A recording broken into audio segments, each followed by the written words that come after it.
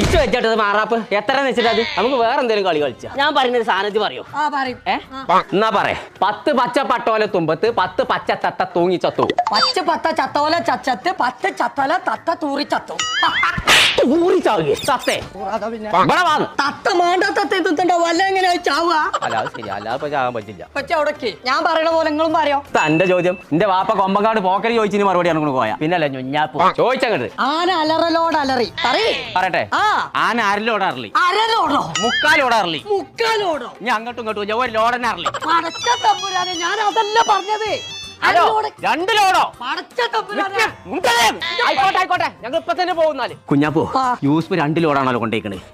ആനല്ല വിഷയം വിട്ടാ നമ്മളെ മലപ്പുറം വാറങ്ങോട് ബിസ്മിലേ